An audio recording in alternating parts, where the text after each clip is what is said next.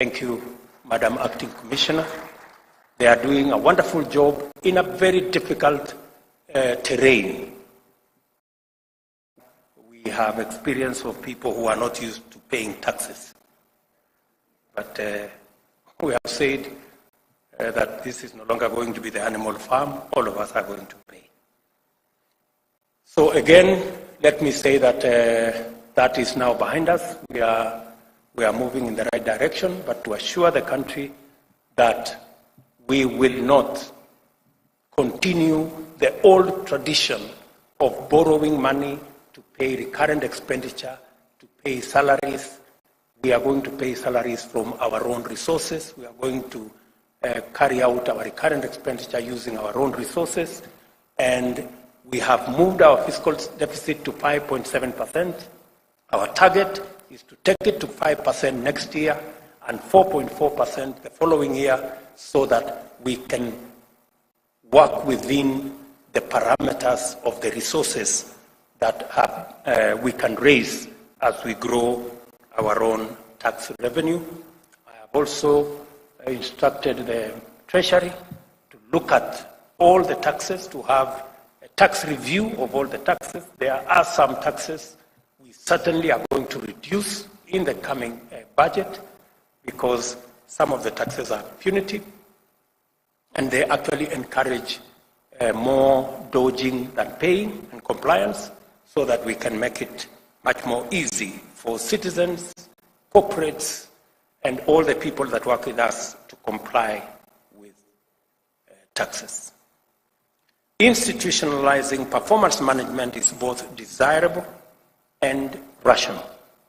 This is the rationale behind the decision to assign the government's performance contracting mechanism to the Public Service Performance Management Unit in the Office of the Prime Cabinet Secretary, and I am confident that we shall all begin to experience considerable improvement in public service delivery.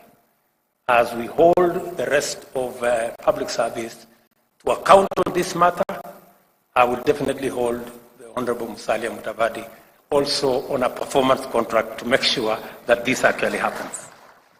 I also know that the institutionalization of performance management in government is going to be further anchored in a clear policy framework through the Public Service Performance Management Bill, once it undergoes the necessary developments in readiness for legislation in our Parliament. In keeping with our digital agenda, I am delighted to note that the Government of Kenya has made progress in developing the government online performance contracting information system. This system will promote efficiency, promptness, and transparency, thereby delivering the possibilities, benefits, and advantages of digital technology to the management of public service delivery. A result-oriented, effective coordination and commitment to go beyond the extra mile must be the new features of our approach to service delivery. Let us each do our part in strengthening a performance culture through the public service. To do this, let us eradicate all practices of sabotaging and discouraging high standards of performance in public service, and instead motivate, reinforce, encourage, and support them.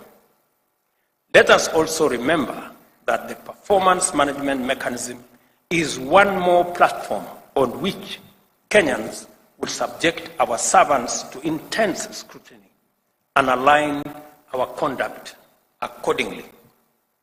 Let me say here again to thank the Senate and National Assembly for acceding to my request that we provide a platform where the people's representatives sitting in Parliament can interrogate our administration by affording a platform for cabinet secretaries to be able to answer questions directly in Parliament.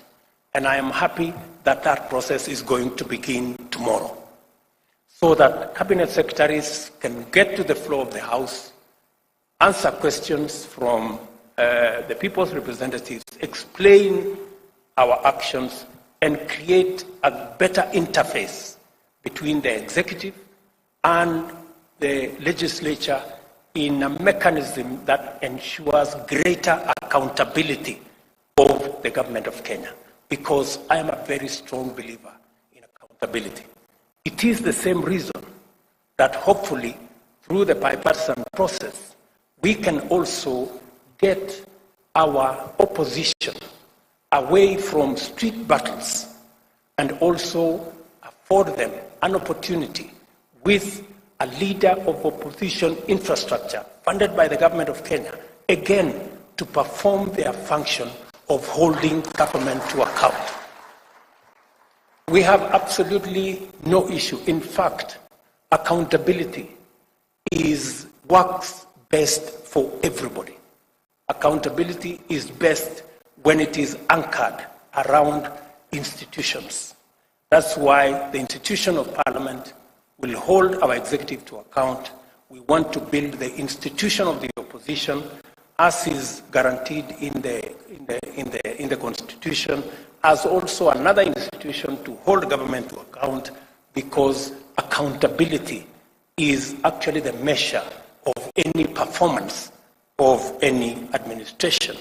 And I hope that this will be part of the outcomes of the engagement, the bipartisan engagement that we have now agreed on, so that we can move our friends in the opposition from running battles in the streets, unnecessarily destroying people's property, creating chaos and anarchy, back to a civilized place where we can engage constructively and be able to hold the institutions to account.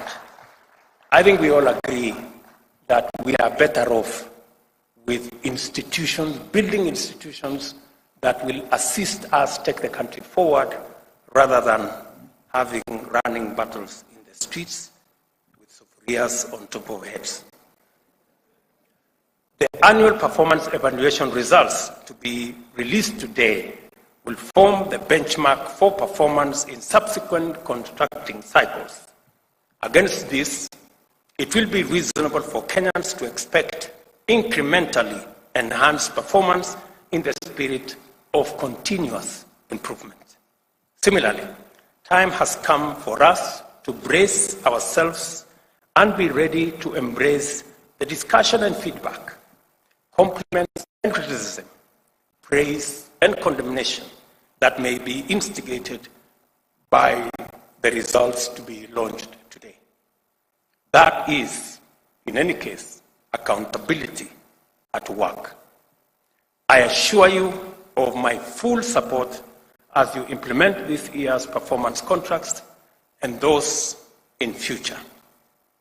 I now officially release the results and report on evaluation of performance of ministries, state corporations, and tertiary institutions for the financial year 2021-2022.